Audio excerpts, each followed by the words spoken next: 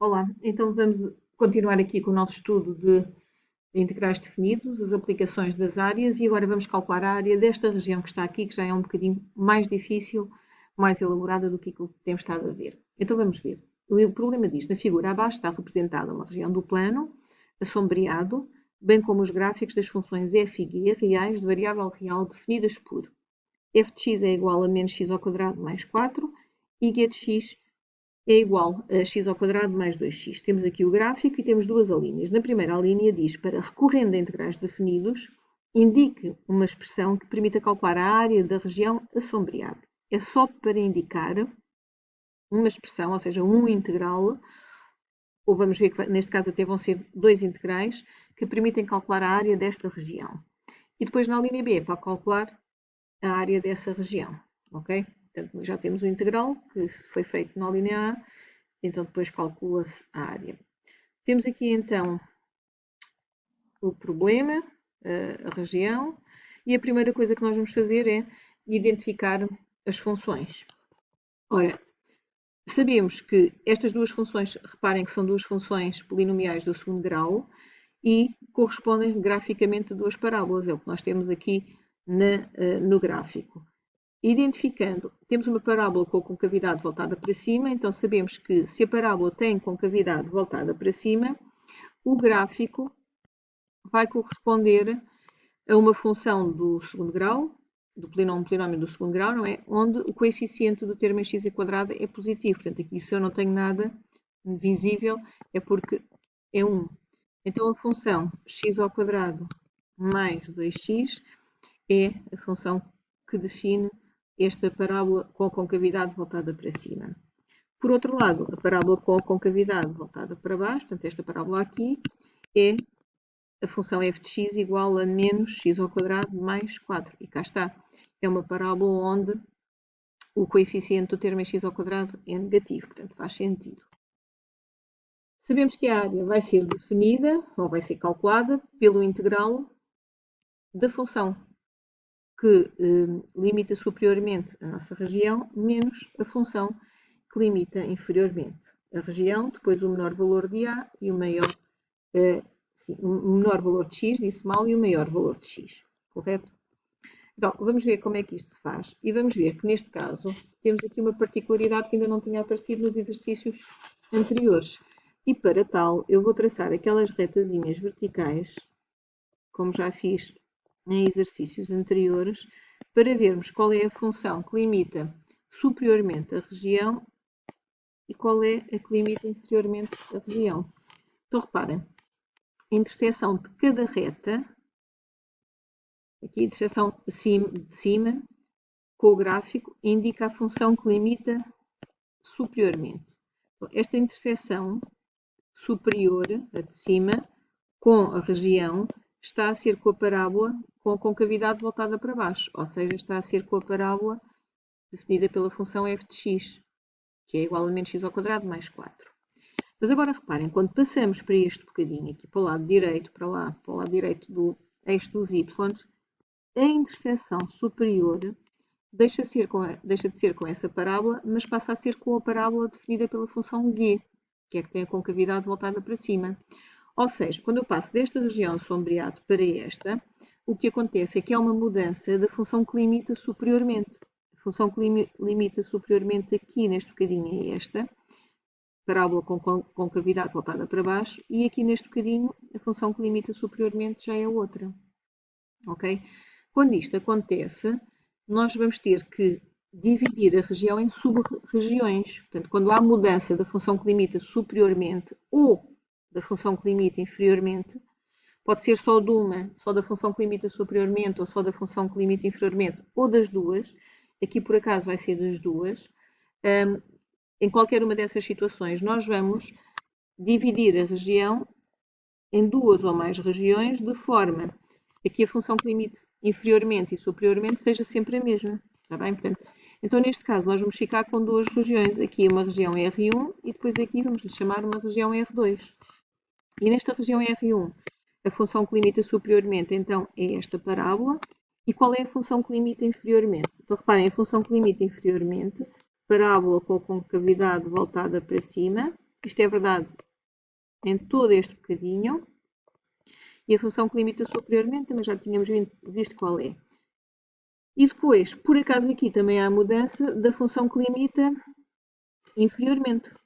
E neste caso a função na região R2, a função que limita inferiormente, passa a ser o eixo dos x, que já vimos que tem a equação y igual a zero. Ok? Então o que nós vamos ter que fazer aqui é, para calcular a área da região toda, nós vamos ter que calcular a área da região R1 mais a área da região R2. Cada uma destas áreas vão ser calculadas usando um integral para cada uma das áreas, ok? Então, a área da região R1 vai ser dada pelo integral. Então, função que limita superiormente é a parábola com concavidade voltada para baixo, cuja função é menos x ao quadrado mais 4. Agora, menos, não se esqueçam que é a função de cima, digamos assim, de uma forma mais simples, menos a função de baixo. E a função de baixo é a parábola dada pela função, definida pela função g de x. Então, tem duas, como temos aqui a função definida com duas parcelas, ou mais do que uma, temos que pôr aqui uns parênteses, está bem? Por causa do sinal menos. Não se esqueçam disto. Então fica a função que limita superiormente menos a função que limita inferiormente. Pomos aqui uns parênteses grandes, dx. E nesta região, qual é o menor valor de x que aparece na região? Então, o menor valor de x que aparece na região é este que está aqui, não é? E que não sei qual é. Então já vamos ver. E o maior valor de x que aparece nesta região R1 é este. E aqui é fácil, porque aqui o x é zero. Então sei que o... ia fazer em amarelo, mas depois pode não ser muito bem. Sim, está bem. Portanto, o maior valor de x que aparece na região é zero. E o menor, não sei. Mas sei que vai ser a interseção das duas parábolas. É uma forma de ver isso. Ou então é um dos zeros das parábolas, não é? Também podíamos ver assim. Já vamos calcular. Mais a área desta segunda região. Então aqui, a função que limita superiormente, a vermelha aqui, é a função g. Então é x ao quadrado mais 2x, menos a função que limita inferiormente, como é o eixo do x, a equação é zero, ou a função é y igual a zero, não é? Portanto, seria zero, podem pôr ou não, aqui vou já optar por não pôr, dx, certo? E nesta segunda região, qual é o menor valor de x que aparece na região? É este pontinho aqui, que é zero, aqui o x é igual a zero, e qual é o maior valor de x? O maior valor de x também não sabemos. É este valor de x que está aqui. É este pontinho que tem o maior valor de x nesta região. E reparem que este ponto pode ser obtido, ou as coordenadas deste ponto podem ser obtidas, tanto o x como o y, não é? Fazendo a interseção das duas parábolas. Então, reparem, este ponto é um dos pontos de interseção das duas parábolas. E este também. Embora este ponto aqui do lado esquerdo pudesse ser obtido calculando os zeros de uma das parábolas, de uma qualquer, como eu tenho que calcular para este ponto, para saber o x deste ponto, tenho que calcular a interseção das duas parábolas, escuso de calcular aqui o zero das parábolas, ok? Porque não me resultava para ter este valor de x, mas não resultava para este. Fiz-me entender. Podíamos fazer isso, até porque é muito fácil. Por exemplo, para esta parábola, os zeros vão ser menos 2 e 2. Isto porque fiz de cabeça. Fiz de cabeça isto. Menos x ao quadrado mais 4 igual a 0. O que vai dar x ao quadrado ou menos x ao quadrado igual a menos 4. Multiplicando tudo por menos 1 dá x ao quadrado igual a 4. O que vai dar x igual a mais ou menos raiz de 4 mais ou menos 2. Ok? Eu sei que este valor é menos 2. Já sei, é fácil de ter. É uma forma de pensarmos. Sei que este aqui vai ser 2, mas este não nos interessa. Preciso é de ter este. Está bem? Então vamos lá. Vamos aqui fazer a interseção destas duas curvas. Ou seja, é igualar as duas funções, como vocês costumam dizer, não é? Então vamos lá fazer isso. Olha, vou fazer aqui, vou deixar aqui um espacinho, olha se depois, bem?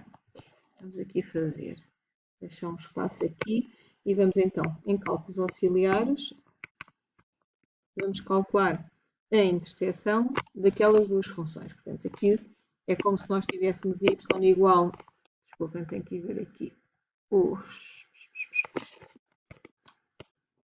eu vou já igualar, está bem? Vou já igualar as funções, em vez de fazer o sistema como fiz no outro exercício, para perdermos menos tempo. Menos x ao quadrado mais 4, igualamos a x ao quadrado mais 2x, ok?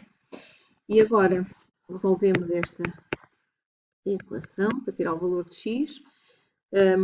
Fica menos x ao quadrado menos x ao quadrado, passar tudo para o primeiro membro, menos 2x, estou já a ordenar, mais 4, igual a 0. Portanto, este x ao quadrado passa para o primeiro membro, fica menos x ao quadrado. 2x passa para o primeiro membro, fica menos 2x, mais 4. O que significa que tenho menos 2x ao quadrado, menos 2x, mais 4. É uma equação do segundo grau, completa. Podem resolvê-la assim. Para facilitar aqui os cálculos, o que eu vou fazer é, olha, reparem, posso multiplicar a equação toda para tirar aqui este menos, posso multiplicá-la toda por menos 1. Quem tiver dúvidas nisto, resolve a equação desta forma, ou seja, aplica a equação, aplica a fórmula resolvente com este valor de A, de B e de C.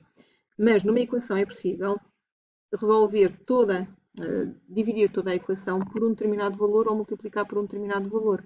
Vou multiplicar por menos 1, para trocar os sinais. Fica 2x ao quadrado mais 2x menos 4 igual a 0. E agora, como também vejo que tenho 2, 2 e 4 são números pares, então vou dividir toda a equação por 2.